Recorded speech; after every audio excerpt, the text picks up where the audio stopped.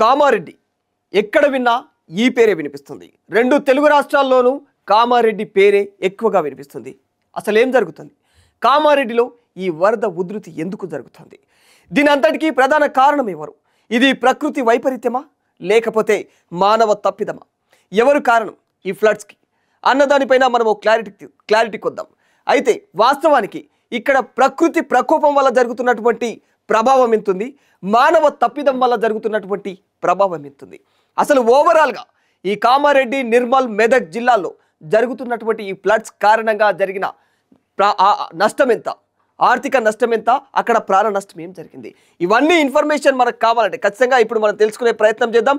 ఇక ముందుగా కామారెడ్డిలో ప్రజెంట్ ఉన్న సిచ్యువేషన్లో కామారెడ్డిలో ఏ విధంగా ఉంది, అక్కడి వరద ఉధృతి ఎలా కొనసాగుతూ ఉంది అనేది ఒక్కసారి మనం చూస్తే కనుక చాలా క్లియర్గా మనకు అర్థమైపోతా ఉంది. ఇక్కడ చూడొచ్చు మీరు, ఇవన్నీ కూడా అక్కడ వాగులు వంకలు నిండి పొంగి పొర్లిపోతా ఉన్నాయి. ఎందుకు ఒకసారి చూసే ప్రయత్నం చేయండి మీరు కూడా.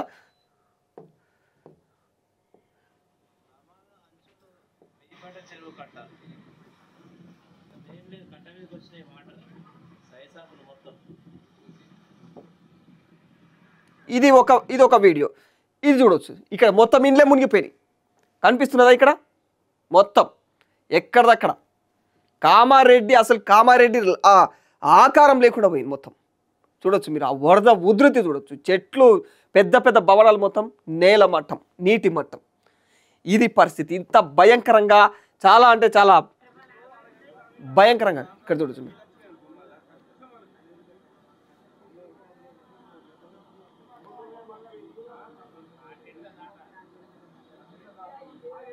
ఆ వాగు చూడవచ్చు, అంటే అది ఎట్లా పోతున్నది, అది చిన్న కాలువ. అక్కడ మనుషులకు ఎంత ప్రమాదం, అది చాలా ప్రమాదకరమైనటువంటి ఆ ప్రదేశంలాగో అట్లా మనుషులకు అట్లా వెళ్ళాల్సి వచ్చిన పరిస్థితి. తాత అట్లా పోతున్నాడు అక్కడ నుంచి. చూడవచ్చు మీరు, ఇగో ఈ ప్రాంతం అంతా చెట్లు, జామ అన్ని మొత్తం నేలమట్టం అయిపోయినాయి. ఏం మిగిలిందని కామారెడ్డిలా? అందుకే కామారెడ్డి గురించి ఎవరు చూసినా మాట్లాడుకున్నారు. నాకు ప్రజలు చూడండి ఇట్లా ఎంత అస్తవ్యస్త వ్యవస్థ మొత్తం, ఆడ ఆ వ్యవహారం ఎట్లా కొనసాగుతూ ఉంది. అక్కడికి రాజకీయ నాయకులు అందరూ కూడా వెళ్తూ ఉన్నారు, చూసే ప్రయత్నం చేస్తున్నారు. ఓదికి ఇప్పటికే అదిగో హరీష్ రావు అక్కడికి వెళ్ళిండు. హరీష్ రావు అక్కడికి వెళ్ళి బీఆర్ఎస్ సీనియర్ నేత హరీష్ రావు అక్కడికి చేరుకొని అక్కడి పరిస్థితులను గమనిస్తూ ఉన్నాడు. ఇప్పటికే కేసీఆర్ కూడా అక్కడి పరిస్థితులు ఏ విధంగా ఉన్నాయి, అక్కడ ఉన్నటువంటి ఆ వాతావరణం, అక్కడ మనం ఏ విధమైనటువంటి సహాయక చర్యలు అందజేయగలమని చెప్పేసి కేటీఆర్ కూడా ఓ ఇన్ఫర్మేషన్ ఇచ్చినట్టు తెలుస్తూ ఉంది. చూడొచ్చు ఇప్పుడు ప్రజెంట్ అయితే అక్కడ కామారెడ్డిలో హరీష్ రావు అక్కడికి వెళ్ళి దగ్గరికి వెళ్ళి మరీ ఆయన పర్యవేక్షిస్తూ ఉన్నారన్నట్టు. ఇదంతా అంటే ఓవరాల్గా కామారెడ్డి పరిస్థితి ఎంత భయానకంగా మారిపోయింది అనేది మనకు కళ్ళకు కట్టినట్టుగా అయితే క్లియర్గా కనిపిస్తూ ఉంది. మరి ఇది ఇలాగే కాకుండా మరి కామారెడ్డిలో మరి ఈ పరిస్థితులన్నిటికీ ప్రధాన కారణం ఎవరు అనే విషయాన్ని మనం ఇందాక మాట్లాడుకుంటా ఉన్నాం అనమాట. ఎవరు కారణం? కామారెడ్డి ప్రకృతి ప్రకోపమా? అది ప్రకృతి ప్రకోపం వల్ల జరిగినటువంటి నష్టమా ఇదంతా, లేకపోతే మానవ తప్పిదం వల్ల జరుగుతున్నటువంటి నష్టమా ఇదంతా? మరి ఏంటి, ఎవరు దీనికి ప్రధానమైనటువంటి కారణం అనేది ఖచ్చితంగా తెలుసుకునే ప్రయత్నం చేద్దాం. అయితే ముందుగా ఏదైతే అంటే ఈ ఏడాది తెలంగాణలో అధికమైనటువంటి వర్షాలు కురుస్తున్నాయి, అవి మనందరికీ తెలిసిందే. తెలంగాణలోనే కాదు, దేశం మొత్తం కూడా ఇదే పరిస్థితి కొనసాగుతూ ఉంది. దేశవ్యాప్తంగా ఇదే పరిస్థితి. ఓ దిక్కు జమ్మూ కాశ్మీర్లో కూడా ఇవే ఫ్లడ్స్, ఇవే వాతావరణం, ఇదే కథ. నువ్వు ఏ రాష్ట్రంలో చూసినా కూడా ఇగో ఇదే నిర్లక్ష్యాలు, ప్రభుత్వ నిర్లక్ష్యాలు చాలా ఎక్కువగా ఉన్నాయి. ముఖ్యంగా చెప్పుకుంటే ఇక ప్రత్యేకంగా ఏదైతే మంజీరా, హల్దీ, స్వర్ణ చిన్న వాగులు అనూహ్యంగా పొంగి పొర్లడము ఈ కామారెడ్డిలో ఈ ఫ్లడ్స్కి, కామారెడ్డి ఫ్లడ్స్కి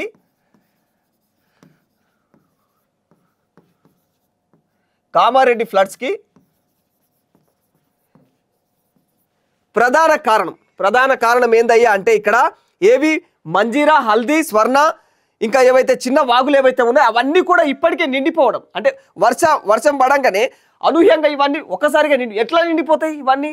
ఎందుకంటే ఆ ప్రాంతం అంతా కూడా అక్కడ ఎక్కడి నుంచి కూడా అంటే ఆ నీరు అక్కడ ఆ ప్రాంతంలో పడ్డ నీరు ఎక్కడి కూడా బయటికి వెళ్ళలేని పరిస్థితి ఏర్పడ్డది అన్నట్టు. అక్కడ మొత్తం మైదాన ప్రాంతంలో అక్కడ మొత్తం ఏడైతే నీరు ఉందో ఆ నీరు ఆన్నే మొసలాలే తప్ప బయటికి వెళ్ళలేని పరిస్థితి. ఎందుకంటే ఈ ఏవైతే మనకు ఈ వెంచర్ల నుంచి, అంటే ఈ వెంచర్లు, ఈ అక్రమ నిర్మాణాలు, వీటి వల్ల నీటి మార్గాలు, నీటి కాలువలు ఏవైతే ఉన్నాయో అవన్నీ పూర్తిగా పూడ్చిపెట్టబడి. కాబట్టి పరిస్థితి ఇప్పుడు ఇట్లా ఎదుర్కోవాల్సి వస్తుంది. ఇక పోచారం ప్రాజెక్టు, లోతట్టు వాగులు ఇవన్నీ ఒకేసారి కూడా నీటితో నిండిపోవడం. ఈ కారణంగా కూడా మొత్తం ఎక్కడిదక్కడ కూడా వరద నీరు అనేది కూడా బయటకు పోకుండా అయిపోయింది. పట్టణ ప్రాంతంలో ఈ ప్రాంతం అంతా కూడా ఇదంతా మైదాన ప్రాంతం కాబట్టి ఈ మైదాన ప్రాంతం మొత్తం కామారెడ్డి ఏరియా అంతా కూడా ఇక్కడ మైదాన ప్రాంతం కాబట్టి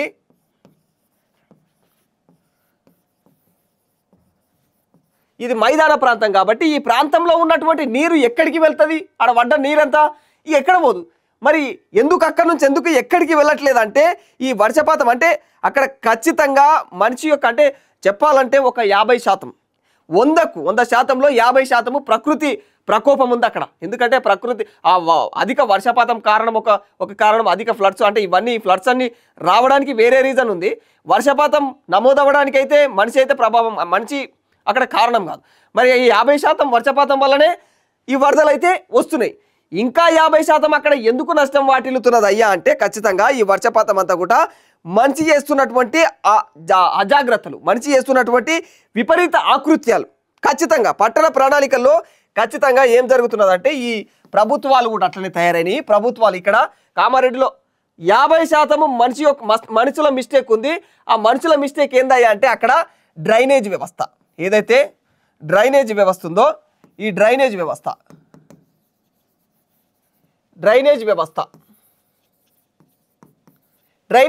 అనేది అసలు ఆడ చక్కగా లేదు. ఒక పాయింట్ నెంబర్ 1 డ్రైనేజ్ వ్యవస్థ. ఇక పాయింట్ నెంబర్ 2 అక్కడ ఆ ప్రాంతంలో ఏదైతే ఉంటే వాగులు చెరువులు పక్కన అనధికారిక ఈ వాగులు చెరువులు ఏవైతే ఉన్నాయో, రెండవది అనధికారిక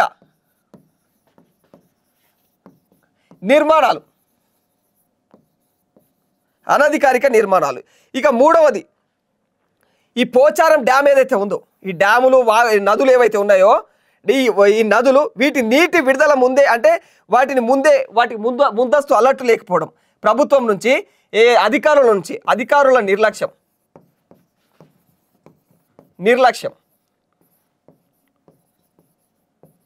ఎట్లా అయ్యా అంటే ముందస్తు అలర్ట్ అనేది లేక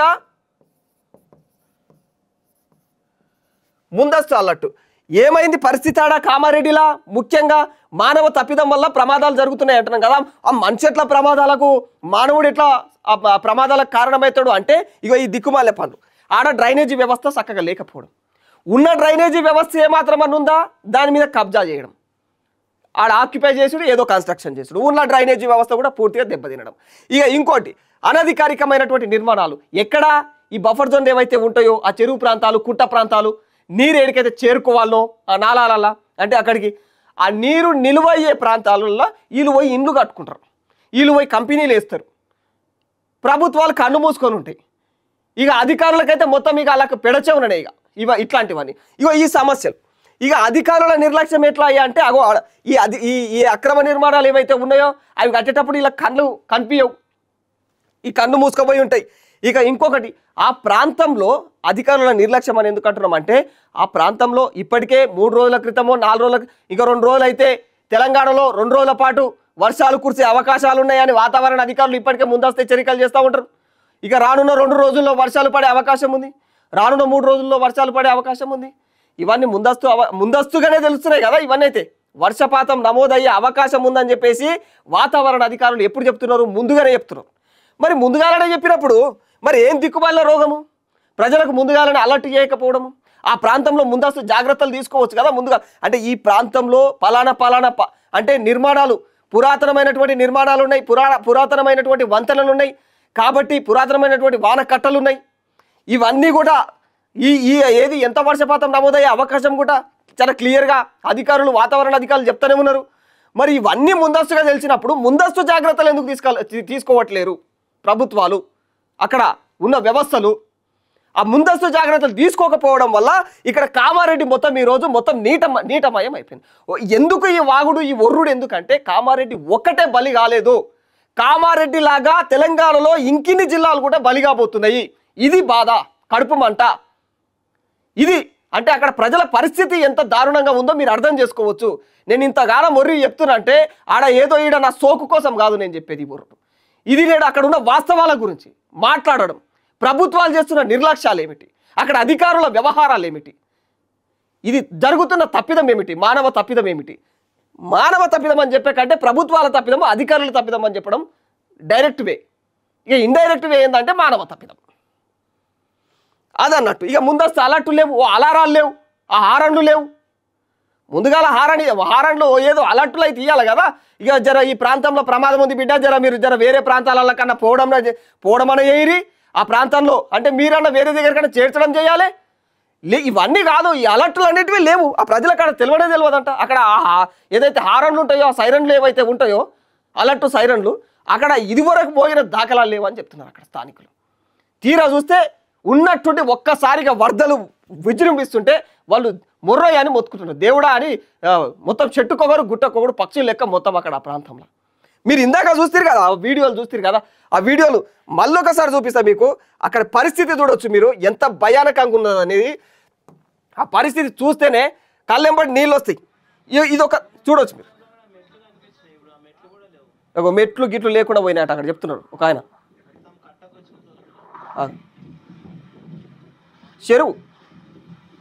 చెరువు ప్రాంతం, ఒక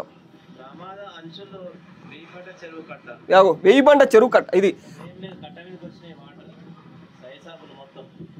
చెరువుల పరిస్థితి ఇది అక్కడ. ఇక గీడైతే ఇక భూతద్దం పెట్టి చూసినట్టే ఉంటుంది చూడు. కామారెడ్డి పరిస్థితి, ఆ ఇండ్ల పరిస్థితి గీ ఒక్క ప్రాంతం. కొన్ని కాలనీలు అయితే ఇక అవి వాటికి ఇంకా మునిగిపోయినాయి నీళ్ళ. ఇక అక్కడక్కడ కొన్ని లోపలైతే ఇంకా ఏడ కొట్టుకపోతున్నాయి, ఏం కొట్టుకుపోతున్నాయి తెలియదు. కేవలం ఆడ ప్రాణ నష్టం జరగలేదని అంటున్నారు. ప్రాణ నష్టము ఒక వ్యక్తి మాత్రం గోడగూలి మరణించిందని చెప్తా ఉన్నారు. అది బయటపడ్డది కాబట్టి ఈ ఫ్లడ్స్లలో ఎక్కడ కొట్టుకపోయారో కూడా తెలియదు. ఒక వ్యక్తి మాత్రమే మిస్సింగ్ అని చెప్తా ఉన్నారు. చాలా ప్రమాదం సంభవించింది. అధికారిక లెక్కలు వేరే ఉన్నాయి, అక్కడ జరిగిన సంఘటన వేరే ఉంది. ఇవన్నీ చాలా విషయాలు బయటపడాలి.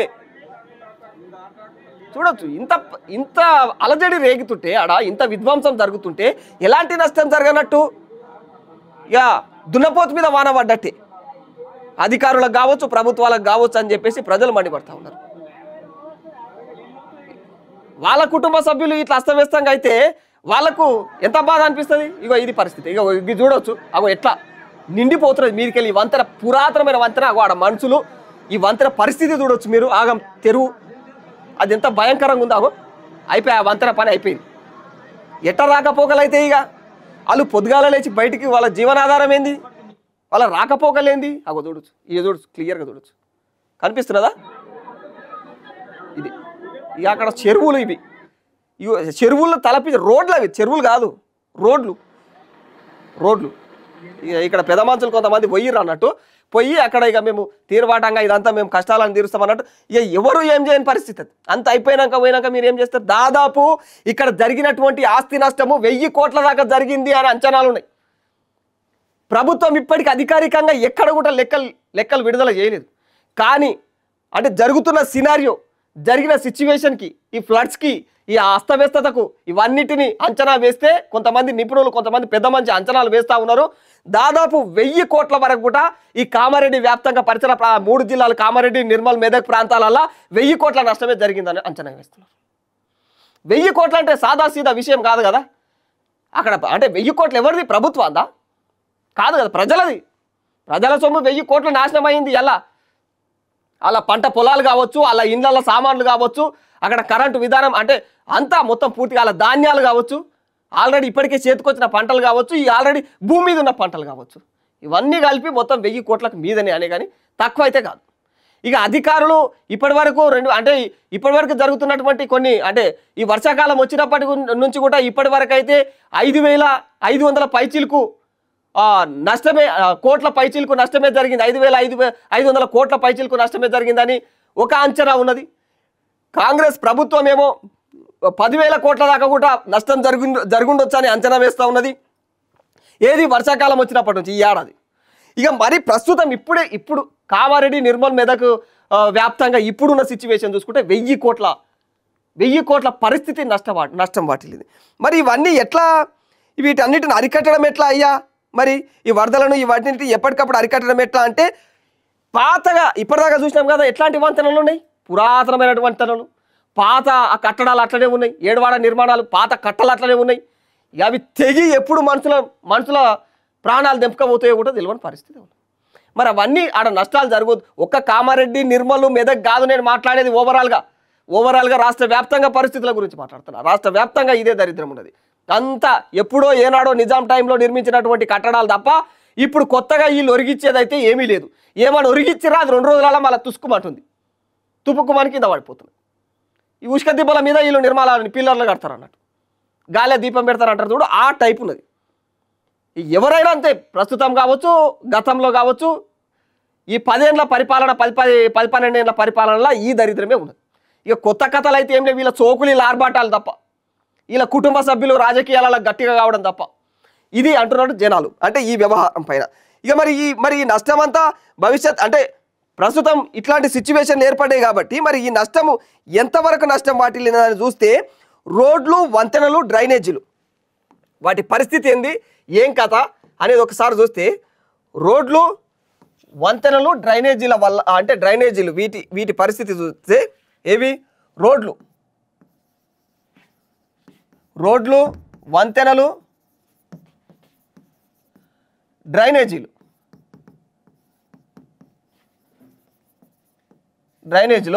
వీటి పరిస్థితి ఎంత నష్టం అయ్యా అంటే టోటల్గా దాదాపు ఆ కల్వట్లు ఇవన్నిటిని కలుపుకో దాదాపు 1000 కోట్లు. అంటే పంట నష్టము, పంట నష్టం ఇవన్నీ కలిపి దాదాపు ఎంత అయ్యా అంటే 1000 కోట్లు. 1000 కోట్ల నష్టం కనబడుతున్నదా లేదా? 1000 కోట్ల నష్టం, కోట్లు 1000 కోట్ల నష్టం జరిగింది కామారెడ్డి, నిర్మల్, మెదక్ ప్రాంతాలలో. ఈ 1000 కోట్ల నష్టం కూడా మొత్తం టోటల్గా ఓవరాల్గా చూసుకుంటే ఓవరాల్గా 1000 కోట్ల నష్టం కూడా జరిగిందని అంచనాలు. ఇవి కేవలం అంచనాలు మాత్రమే, ఇంకెక్కువ అయి ఉండొచ్చు. ఇది కేవలం అంచనాలు. అంటే ఎవరైతే మేధావులు ఉంటారో వాళ్ళు పసిగట్టినటువంటి అంచనాలు. ప్రభుత్వాలు ఎక్కడ కూడా ఏ వెబ్సైట్లో కానీ, ప్రభుత్వ వెబ్సైట్లలో కానీ ఎక్కడ కూడా ఇన్ఫర్మేషన్ ఇవ్వలే ఈ నష్టాల గురించి. ఇంకా కూడా అట్లా పరిస్థితి. ఇంకా 1000 కోట్లు ఏది ఈ రోడ్డు, వంతెనలు, డ్రైనేజీలు, కల్వర్ట్ల నష్టం దాదాపు 1000 కోట్లు అని తెలుస్తూ ఉన్నది అన్నట్టు. ఇక ఈ ఏవైతే 800 కోట్ల వరకు కూడా దాదాపు ఇప్పటి వరకు 800 అంటే 15 నుంచి 2000 కోట్లు ఈ వ్యవసాయ పంటలు నష్టపోవచ్చు అని అంటున్నారు. ఏవైతే ఎరువులు ఇవన్నీ ఉన్నాయో పంటలు నష్టపోవడము, ఎరువులు విత్తనాలు మొత్తం చెల్లాచెదలు అయిపోవడము, ఆ నేలలోని నీరంతా నిల్వ అయిపోయి 1500 కోట్లు కూడా నష్టపోవచ్చు ఇవన్నీ కలుపుకుంటే. ఇంకా ఇల్లు, షాపులు, చిన్న వ్యాపారాలు కూడా పూర్తిగా దెబ్బతిన్నాయి కాబట్టి 500 కోట్ల నుంచి మొదలు పెడితే 1000 కోట్ల దాకా అవే ఉన్నాయి. కేవలం ఇక్కడ వంతెనలు, డ్రైనేజీలు ఇవన్నీ కలిపే 1000 కోట్లు అవుతున్నది. అయ్యో చెప్పడం మర్చిపోయినా. ఒకటి మీకు క్లారిటీ, ఏది ఈ కట్టడాలు ఏవైతే ఉన్నాయో వంతెనలు, డ్రైనేజీలు, ఈ కథ నిర్మాణాలు పూర్తిగా చెప్పాలంటే నిర్మాణాలకు 1000 కోట్లు నష్టం వాటిల్లింది. ఇక ఈ పంటల వ్యవసాయానికి వస్తే రెండవది,